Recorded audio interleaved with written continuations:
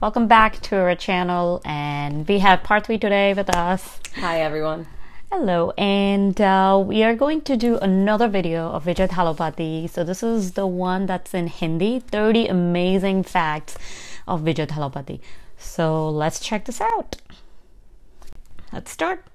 Indian cinema के सबसे popular actors में से एक हैं जिनकी फिल्म से हमेशा बॉक्स ऑफिस रिकॉर्ड्स ब्रेक होते हैं। विजय ने तमिल सिनेमा की कई आइकॉनिक फिल्म्स की हैं जिनके रीमेक्स बॉलीवुड में भी बहुत सक्सेसफुल रहे हैं। विजय के लुक से लेकर उनकी एक्टिंग स्टाइल तक ऑडियंस उनकी हर एक फिल्म को एक फेस्टिवल की तरह सेलिब्रेट करती है, जिसका क्रेज आपको उनकी नई फिल्म मास्टर में भी देखने को मिला होगा।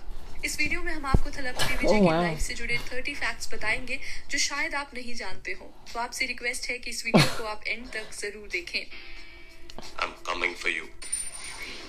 I'm waiting. I'm waiting. Number 1, विजय ने अपने चाइल्डहुड से ही एक्टिंग करना शुरू कर दिया था, जहां उन्होंने 10 साल की उम्र में अपने फादर की डायरेक्टेड फिल्म वेत्री में एक रोल प्ले किया था। इसके बाद उन्हें सुपरस्टार रजनीकांत के साथ एक फिल्म में एज अ चाइल्ड एक्टर देखा गया और वहीं रजनीकांत विजय की इंस्पिरेशन बन गए थे। विजय ने कई बार इंटरव्यूज में खुद कहा है कि अगर रजनीकांत नहीं होते तो मैं कभी एक्टर बनने का सोचता ही नहीं। नंबर 2, विजय की लाइफ की एक बहुत ही इमोशनल स्टोरी है जो उनके चाइल्डहुड से जुड़ी है। विजय ने अपनी सिस्टर को ब्लड कैंसर की वजह से खो दिया था और उस वक्त उनकी सिस्टर की एज सिर्फ 2 साल थी। विजय उस वक्त 8 साल के थे और उनके लिए वो टाइम बहुत ही डिफिकल्ट रहा था। उनकी मदर ने एक इंटरव्यू में बताया था कि विजय विद्या से बहुत प्यार करते थे और हमेशा उनका ध्यान रखते थे। विद्या के जाने के बाद से ही विजय की पर्सनैलिटी में चेंज आया था, जहां उन्होंने सबसे बात करना ही बंद कर दिया था और वो बहुत शांत रहने लगे थे। आप सब भी समझ सकते हैं कि एक भाई और बहन का इमोशनल कनेक्ट कितना स्ट्रांग होता है और अगर ऐसी ट्रेजेडी किसी की लाइफ में हो जाए तो वो इंसान हमेशा के लिए बदल जाता है। विजय आज भी काफी शांत और सीरियस नजर आते हैं और शायद इसका रीजन उनके बचपन में हुए इस इंसिडेंट से ही रहा हो। नंबर 3, विजय के फादर हमेशा से उन्हें डॉक्टर बनाना चाहते थे क्योंकि अपनी बेटी को खोने के बाद उन्हें लगा कि विजय को डॉक्टर बनके लोगों की लाइफ में कंट्रीब्यूशन करना चाहिए, पर विजय को डॉक्टर बनने में इंटरेस्ट ही नहीं था। उन्होंने अपनी टीनेज से ही डिसाइड कर लिया था कि वो एक एक्टर ही बनेंगे। विजय ने ये बात जब अपने फादर को बताई तो वो थोड़ा गुस्सा हुए और ऐसे ही विजय को कह दिया कि अगर तुम्हें एक्टर बनना है तो चलो एक्टिंग करके दिखाओ। विजय ने फिर रजनीकांत की फिल्म का एक मोनोलॉग सीन एक्ट करके दिखाया, जिससे उनके फादर काफी इंप्रेस हुए। उन्होंने कभी नहीं सोचा था कि विजय एक्टिंग भी कर सकते हैं, पर उस मोमेंट से ही उन्हें भी लगने लगा कि विजय को एज एन एक्टर लॉन्च किया जा सकता है। नंबर 4, उनके पहले लीड रोल की बात करें तो विजय ने 1992 की फिल्म नलया थिरुपु में काम किया था जब वो सिर्फ 18 साल के थे। फिल्म को उनके फादर ने ही डायरेक्ट किया था, पर फिल्म बॉक्स ऑफिस पर फ्लॉप रही। एक फिल्म मैगजीन में पब्लिश किए गए आर्टिकल में तो विजय की एक्टिंग और उनके लुक्स को इतना ज्यादा क्रिटिसाइज किया गया था जिसे पढ़कर के विजय खुद भी रोने लगे थे। विजय उस वक्त 18 साल के थे और उन्हें बिल्कुल भी समझ नहीं आ रहा था कि लोग उन्हें इतना क्यों क्रिटिसाइज कर रहे हैं। इसके बाद भी विजय की कई फिल्म फ्लॉप रही, पर धीरे धीरे उनकी फिल्म को अच्छा रिस्पॉन्स मिलने लगा और उन्हें एक रोमांटिक हीरो की तरह देखा जाने लगा। विजय जब सक्सेसफुल हो गए तो उसी मैगजीन ने विजय को अपने फ्रंट कवर पे फीचर किया और आप देख सकते हैं कि मीडिया में कितने डबल स्टैंडर्ड्स होते हैं। जब आपका बुरा टाइम चल रहा होता है तो मीडिया आपकी इमेज खराब करती है और जब आप सक्सेसफुल हो जाते हैं तो यही मीडिया आपकी सक्सेस स्टोरी को कवर करने पहुंच जाती है। नंबर 5, विजय की लव लाइफ की बात करें तो वो कहानी भी बहुत स्वीट है। उनकी शादी संगीता सुरोनालिंगम से 1999 में हुई थी, जो इनिशियली उनकी फैन हुआ करती थी। हुआ यूं कि एक फिल्म की शूटिंग के दौरान संगीता विजय से सेट पे ही मिलने पहुंच गई और वहीं से दोनों की दोस्ती शुरू हुई। इसके बाद दोनों ने शादी कर ली। नंबर 6, थलापति विजय का रियल नेम जोसेफ विजय चंद्रशेखर है और उन्हें थलापति का नाम उनके फैंस ने ही दिया है। थलापति का मतलब कमांडर होता है और 1994 की फिल्म रसिकन में उनका नाम थलापति विजय ही लिखा गया था, जिसके बाद से फैंस ने भी उन्हें इसी नाम से बुलाना शुरू कर दिया। नंबर 7, काफी कम लोग जानते हैं कि मिस वर्ल्ड बनने के बाद प्रियंका चोपड़ा ने अपना एक्टिंग डेब्यू 2002 में आई तमिल फिल्म थमिजा से किया था, जिसमें फिल्म के लीड एक्टर थलापति विजय ही थे। ये फिल्म बॉक्स ऑफिस पर हिट रही थी और इसके बाद से ही प्रियंका चोपड़ा को बॉलीवुड में भी कई बड़ी फिल्म्स ऑफर हुई थी। नंबर 8, 2001 की शुरुआत में विजय ने एक्शन मूवीज में काम करने का डिसीजन लिया था और 2004 में आई उनकी फिल्म गिली से प्रूफ हो गया था कि उनका ये डिसीजन बिल्कुल गलत नहीं था। गिली तमिल सिनेमा की उस वक्त की सबसे बड़ी हिट रही थी, जहां फिल्म ने 50 करोड़ का बिजनेस किया था। 50 करोड़ आज की फिल्म के हिसाब से तो कोई इतना बड़ा नंबर नहीं है, पर 2004 में एक रीजनल फिल्म के लिए 50 करोड़ का बिजनेस करना बड़ी बात थी। उस टाइम ऐसे रिकॉर्ड सिर्फ सुपरस्टार रजनीकांत की फिल्म्स ही बनाया करती थी, जहां उनकी हाईएस्ट ग्रोसिंग फिल्म का कलेक्शन 44 करोड़ था। फिल्म गिली ने जब ये रिकॉर्ड तोड़ा तो विजय को भी एक सुपरस्टार के तौर पर देखा जाने लगा और आगे आने वाले सालों में उनकी हर फिल्म से नए रिकॉर्ड्स बने हैं। नंबर 9, रीमेक्स की बात करें तो थलपति विजय इतने फेमस तमिल एक्टर हैं कि उनकी सभी फिल्म्स को हिंदी में डब किया जाता है और उनकी फिल्म्स के रीमेक भी बनाए जाते हैं। अक्षय कुमार की फिल्म हॉलीडे विजय की फिल्म थुपक्की का रीमेक थी और सलमान की फेमस फिल्म वांटेड भी तभी बनाई गई थी जब प्रोड्यूसर्स ने विजय की फिल्म पोकिरी को देखा था। वैसे तो पोकिरी इससे पहले तेलुगु में महेश बाबू के साथ बनाई गई थी, पर जब प्रोड्यूसर्स ने विजय का तमिल रीमेक देखा तो उसी की डायरेक्टर ने प्रभुदेवा को वांटेड के लिए अप्रोच किया। ये एक बहुत ही अमेजिंग कनेक्शन है क्योंकि उस वक्त सलमान का करियर भी डाउनफॉल पर था और उन्हें एक हिट फिल्म की जरूरत थी। आप सोच के देखिए, अगर प्रोड्यूसर्स ने विजय की फिल्म देखी ही ना होती तो सलमान को वांटेड जैसा स्ट्रॉन्ग कमबैक मिलता ही नहीं। नंबर 10, सुशांत सिंह राजपूत और विजय के साथ एक बहुत ही इंटरेस्टिंग फैक्ट जुड़ा हुआ है। हुआ यूं की फिल्म विजिल में विजय के कैरेक्टर की यंग एज और ओल्ड एज दोनों की कहानी दिखाई गई थी। फिल्म में यंग एज वाला कैरेक्टर तो विजय ही प्ले करने वाले थे, पर उसी कैरेक्टर की ओल्ड एज दिखाने के लिए किसी और एक्टर को लिया जाने वाला था। उसी दौरान सुशांत की फिल्म छिछोरे भी प्रोडक्शन में थी, जहाँ मेकअप और प्रोस्थेटिक्स की मदद से उनके कैरेक्टर को भी 2 अलग एजेस में दिखाया गया था। विजिल के मेकर्स को ये बात पता चली तो उन्होंने विजय को सुशांत के कुछ स्केचेस दिखाए और उन्हें बताया गया कि विजय को भी इसी टेक्निक से ओल्ड दिखाया जा सकता है। विजय सुशांत के लुक से काफी इंप्रेस हुए थे, जिसके बाद फिल्म छिछोरे की मेकअप आर्टिस्ट प्रीति शीतल सिंह को ही उन्होंने अपनी फिल्म के लिए अपॉइंट कर लिया था। विजय का लुक फैंस को बहुत पसंद आया और उनके ओल्ड एज लुक को भी अप्रिशिएट किया गया। नंबर 11, बहुत सालों पहले विजय और कैटरीना कैफ कोका कोला के एड में एक साथ नजर आए थे। ये एड उन दिनों बहुत पॉपुलर हुआ करता था, पर पिछले साल दोबारा इस एड को लोगों ने देखना शुरू किया, जिसके पीछे एक बहुत ही इंटरेस्टिंग स्टोरी है। एक इंटरव्यू के दौरान कैटरीना कैफ ने बताया कि इस एड को शूट करते हुए उन्हें विजय की हम्बल नेचर का पता चला। हुआ यूं कि शूटिंग खत्म हो चुकी थी और हर कोई पैकअप कर रहा था। वहीं विजय कैटरीना को बाय बोलने आए, पर कैटरीना उस वक्त अपने फोन पर बिजी थी। फिर जब कैटरीना को रियलाइज हुआ कि विजय इतनी देर से उन्हें सिर्फ बाय बोलने के लिए खड़े हैं, तो इस जेस्चर से कैटरीना बहुत इंप्रेस हुई थी। And I see that it's the guy in the ad with us who is an actor, South superstar. His name is Vijay. Yeah. And he was so polite. He was waiting not to disturb me to say goodbye. Oh, wow. That is very polite. Number 12, विजय आज तक सिर्फ एक ही Hindi film में नजर आए हैं और वो भी सिर्फ कुछ सेकंड्स के लिए। 2012 में आई फिल्म राउडी राठौड़ में वो अक्षय कुमार के साथ एक गाने में नजर आते हैं। ये अपीयरेंस उन्होंने प्रभुदेवा के कहने पर किया था, जो उनके बहुत करीबी दोस्त हैं। नंबर 13, फिल्म गोलमाल अगेन में भी आपको विजय की एक छोटी सी झलक नजर आती है, जहां एक फाइट सीक्वेंस से पहले विजय की फोटो को दिखाया गया है। इस सीन के थ्रू रोहित शेट्टी ने विजय को एक तरह से ट्रिब्यूट दिया है, जहां उन्हीं की फिल्म के बैकग्राउंड म्यूजिक पर अजय देवगन एक्शन करते नजर आते हैं। नंबर 14, गोलमाल के अलावा भी रोहित शेट्टी ने फिल्म चेन्नई एक्सप्रेस में थलपति विजय की फिल्म गिली के कुछ सीन से इंस्पिरेशन ली थी, जहां फैंस ने फिल्म के ट्रेलर में ये चीज नोटिस कर ली थी। बॉलीवुड ने बहुत बार साउथ इंडियन फिल्म से इंस्पिरेशन ली है और कई बार ये इंस्पिरेशंस बिना किसी क्रेडिट के ली जाती हैं। शायद बॉलीवुड में कल्चर ही इस तरह का रहा है, जहां साउथ इंडस्ट्री में जो चीज सक्सेसफुल रही होती है वो वैसा ही कुछ बॉलीवुड में भी बनाने की कोशिश करते हैं, पर ज्यादातर बॉलीवुड रीमेक्स में वो बात ही नहीं होती जो उनकी ओरिजिनल फिल्म में नजर आती है। नंबर 15, फिल्म थुपक्की विजय के करियर की एक बहुत ही आइकॉनिक फिल्म है, जिसने 100 करोड़ से ज्यादा का बॉक्स ऑफिस बिजनेस किया था। तमिल सिनेमा में इससे पहले सिर्फ सुपरस्टार रजनीकांत की मूवीज ही 100 करोड़ प्लस का बिजनेस करती थी और पहली बार ऐसा हुआ था कि किसी नॉन रजनीकांत फिल्म ने इतनी कलेक्शंस की हो। सो इफ यू रियलाइज, विजय ने हमेशा रजनीकांत जी से इंस्पिरेशन ली है और आज विजय ही एक ऐसे एक्टर हैं जिन्हें रजनीकांत के बाद तमिल सिनेमा में इतना रिकग्निशन मिला है। नंबर 16, अगर आप विजय के साथ साथ विद्युत जम्वाल के फैन हैं तो ये फैक्ट आपके लिए है। फिल्म थुपक्की में विद्युत ने ही विलन का रोल प्ले किया था और सभी को उनकी और विजय की ऑन स्क्रीन कंपैटिबिलिटी काफी पसंद आई थी। विजय को अपने कैरेक्टर के लिए अवार्ड्स तो मिले ही थे, पर नेगेटिव रोल के लिए विद्युत को भी साइमा अवार्ड दिया गया था, जो साउथ इंडियन इंडस्ट्री के सबसे प्रेस्टिजियस अवार्ड्स में गिना जाता है। विद्युत ने फिल्म में बहुत ही परफेक्शन से अपना कैरेक्टर प्ले किया था और अगर फिल्म हॉलीडे में उन्हें एज अ विलन कास्ट किया जाता तो शायद ही अक्षय कुमार को इतनी हाइप मिलती। नंबर 17, थलपति विजय की फिल्म सोशली काफी रेलेवेंट होती हैं, जहां बहुत बार उनकी फिल्म से पॉलिटिकल पार्टीज को प्रॉब्लम भी हुई है। 2013 की फिल्म थलाइवा में भी कुछ ऐसा ही हुआ, जहां गवर्नमेंट ने फिल्म को तमिलनाडु में बैन कर दिया। फिल्म गवर्नमेंट को पॉलिटिकली प्रोवोकेटिव लगी और फिल्म की टैगलाइन टाइम टू लीड से उन्हें लगा कि ये फिल्म लोगों को गवर्नमेंट के खिलाफ करने के लिए बनाई गई है। थिएटर ओनर्स को डराया जा रहा था, जहाँ उनके थिएटर को जला देने की धमकियां दी गई थी।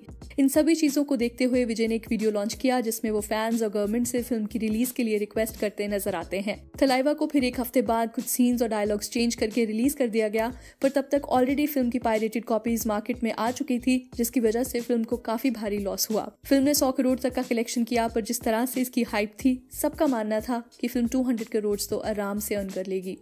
नंबर 18, थलाइवा की रिलीज को जब डिले कर दिया गया तो एक बहुत ही सैड इंसिडेंट सामने आया जहां एक फैन ने अपनी जान दे दी। उनके वो फैन हमेशा विजय की फिल्म का फर्स्ट डे फर्स्ट शो देखा करते थे, पर जब तमिलनाडु में फिल्म को रिलीज ही नहीं होने दिया गया तो उसके अफसोस में उन्होंने अपनी जान दे दी। साउथ इंडिया में फैंस बहुत दिल से अपने एक्टर से जुड़े होते हैं और उनका पैशन आपको पब्लिक गैदरिंग्स में साफ नजर आता है।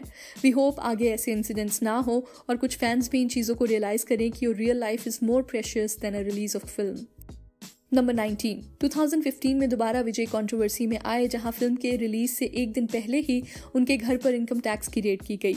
गवर्नमेंट का कहना था कि जब तक विजय की इन्वेस्टिगेशन पूरी नहीं हो जाती तब तक उनकी फिल्म को रिलीज नहीं किया जा सकता। फैंस को एक प्लान स्ट्रेटेजी लगी जहां हर जगह से फैंस उनके घर के बाहर आकर खड़े होने लग गए और इस पूरी इन्वेस्टिगेशन का सिनेरियो एक नेशनल डिबेट बन गया था। इस इन्वेस्टिगेशन का रिजल्ट भी विजय के फेवर में था जहां ऑफिसर्स को कोई टैक्स फ्रॉड रिलेटेड एविडेंस नहीं मिला। हालांकि इसकी वजह से डिस्ट्रीब्यूटर्स और थिएटर ओनर्स को काफी लॉस हुआ जहां विजय की फिल्म के पहले दिन के शोज को रिलीज ही नहीं मिल पाई। नंबर 20, फिल्म 3 इडियट्स में आपको आमिर खान का कैरेक्टर रेंचो तो जरूर याद होगा, पर शायद बहुत कम लोग जानते हैं कि फिल्म के तमिल रीमेक नंबर में विजय ने ही वो कैरेक्टर प्ले किया था।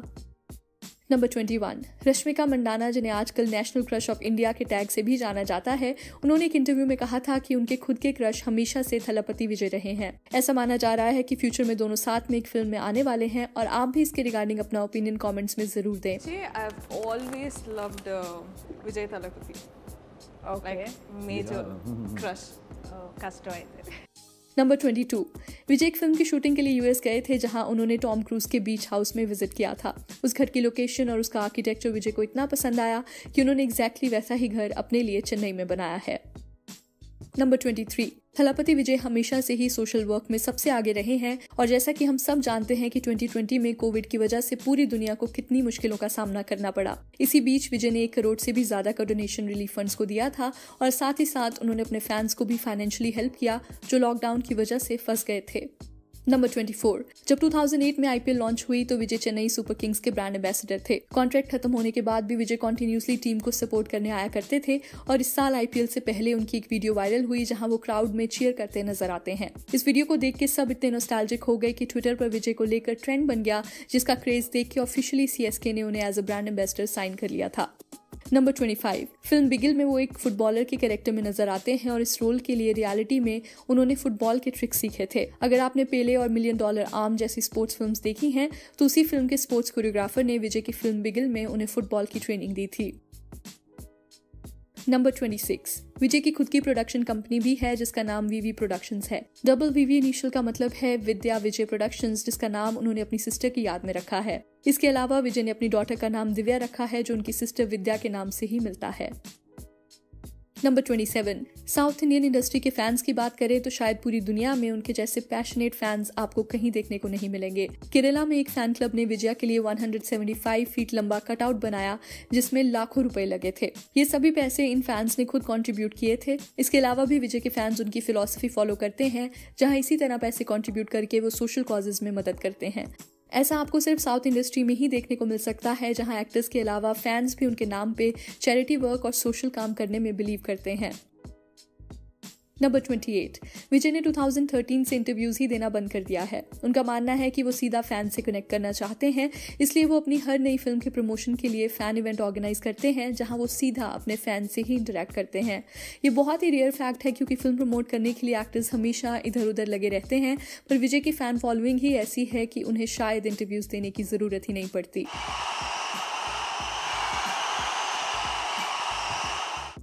नंबर 29, विजय की नेक्स्ट फिल्म मास्टर को पैन इंडिया में रिलीज किया जाने वाला है। अगर लॉकडाउन नहीं हुआ होता तो ऐसा कहा जा रहा था कि मास्टर से अपनी पुरानी फिल्म बिगिल का रिकॉर्ड भी वो तोड़ देते जिसने अराउंड 300 करोड़ का बिजनेस किया था। इस फिल्म को थिएटर में रिलीज किया जाने वाला है और माना जा रहा है कि इस फिल्म से लोग थिएटर में वापस आएंगे जिससे फ्यूचर में आने वाली फिल्म्स को भी फायदा होगा। हम भी इस फिल्म से बहुत एक्सपेक्टेशंस रख रहे हैं और आप भी हमें अपने कमेंट्स में बताएं कि क्या मास्टर ईयर 2021 की पहली बड़ी हिट फिल्म होगी या नहीं।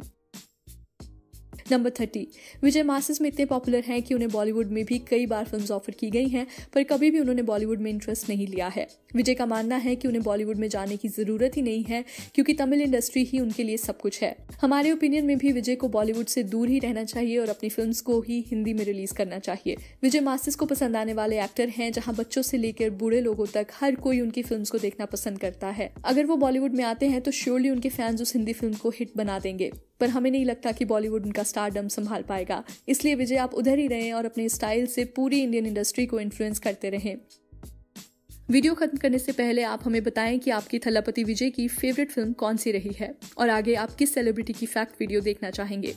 तो चलिए, that's a wrap on this video. आप हमें इंस्टाग्राम, ट्विटर और फेसबुक पर भी फॉलो कर सकते हैं @socialofficial, जहां आपको हर तरह की फिल्म और एंटरटेनमेंट से जुड़ी अपडेट्स मिला करेंगी।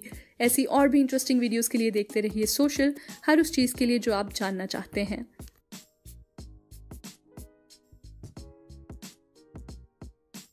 All right, that was such a good video that they have created on Vijay Thalapathi's life and the 30 facts about him. So I want to ask you, Parthvi, what do you think? Since you don't know a lot about South Indian movies, I think you just found out from knowing about Vijay Thalapathi. Probably you have only watched seen any South Indian films, and my thought is just, in one word, is wow. Like, it's amazing. I mean, I had no idea that this actor is, of course, has a huge fan following in South, but also Bollywood is inspired by him. Which, I had no idea when Salman Khan had downtime. He was given Vijay's movie, and that helped him where he is right now. But he's like the god, he's the god of Tamil industry. Yeah, exactly. It's and oh my god, he's so handsome right now. I mean, I had no idea he was 50. I mean, like, I was like, okay, if I had to guess, I'd be like, okay, maybe in his, mid-30s, you know, but to know the fact that he's 50, it's amazing, you know. Great body, he's so fit, amazing acting, and the fan following is amazing, huge. And I loved the fact, the way he connects with his fans. It's amazing.